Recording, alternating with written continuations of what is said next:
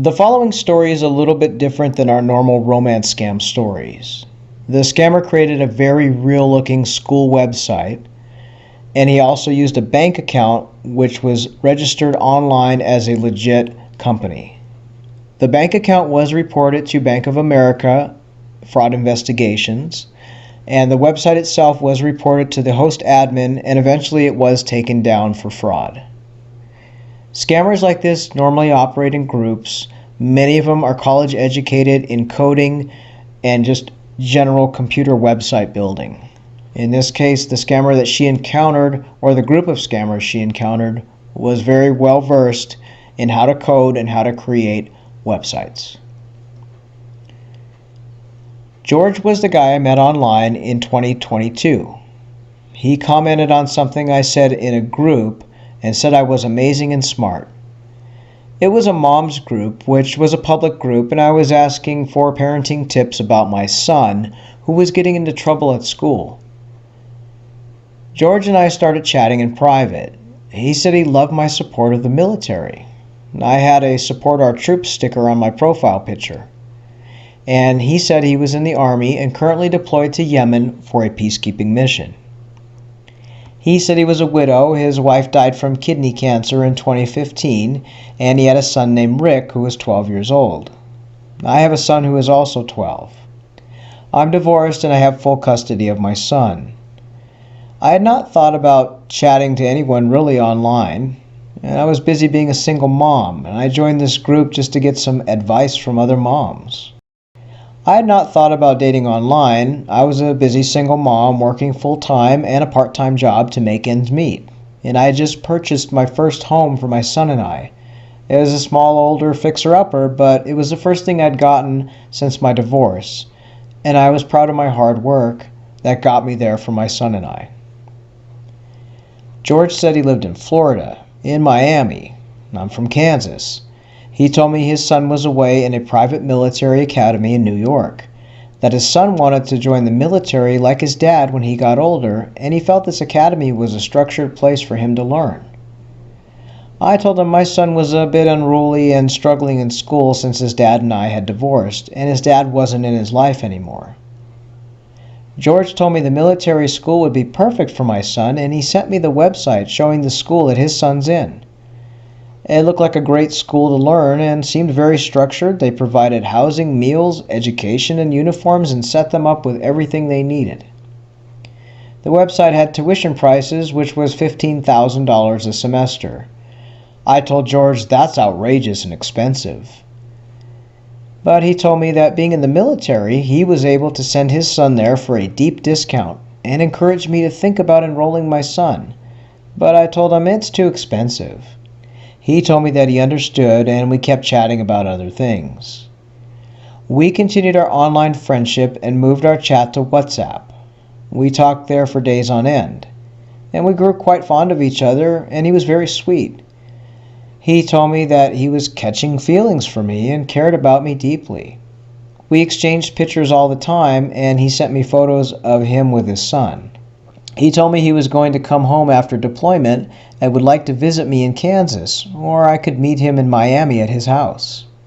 He sent me pictures of his house, and it was beautiful.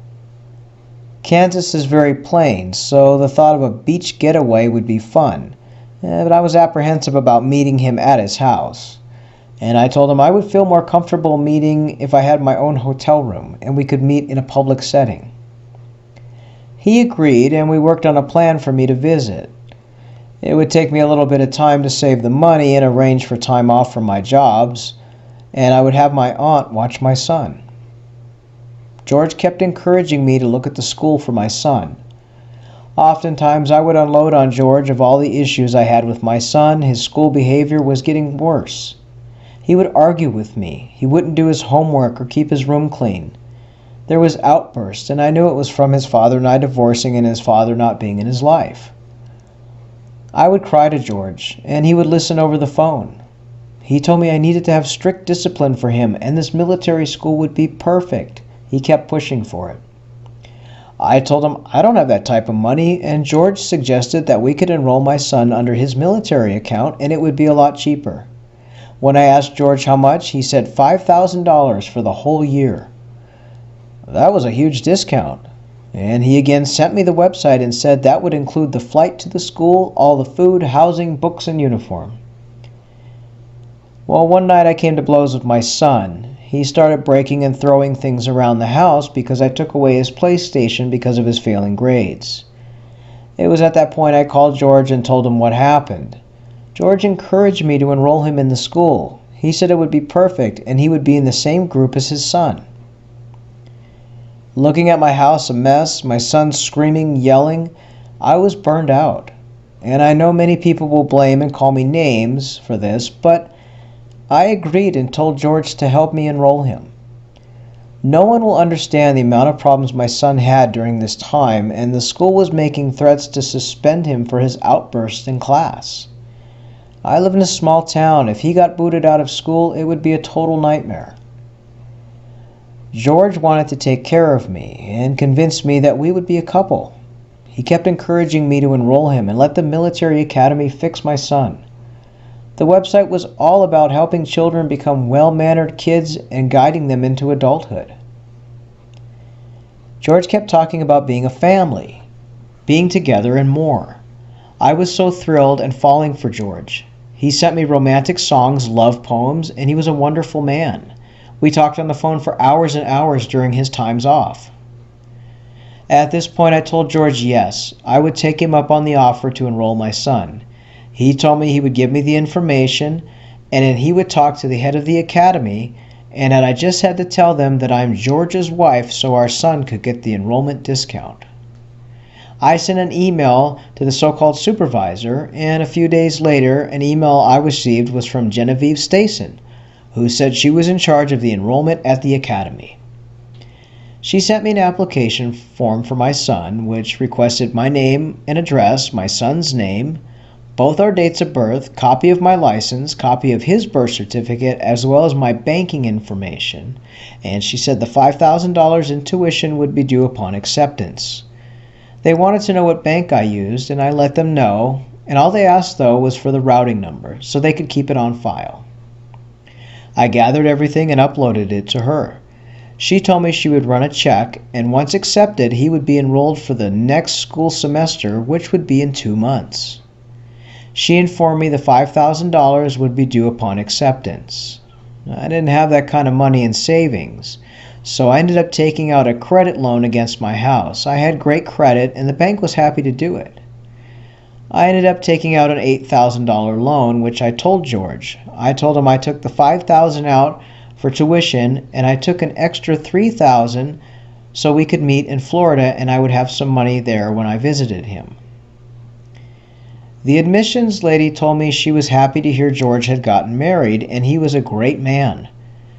I just said thank you as I knew we were not married, but the thought was nice. And I had to play along to get the discounted tuition. And she never asked me for a marriage certificate, which I was relieved. I would have done anything to help my son, and I felt this was the best option. It took a few days, but she let me know that he was accepted.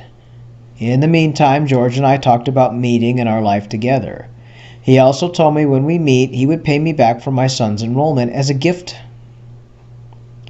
I said no, but he insisted. He wanted to take care of us. I told him I had the money to fly down to Florida and meet him.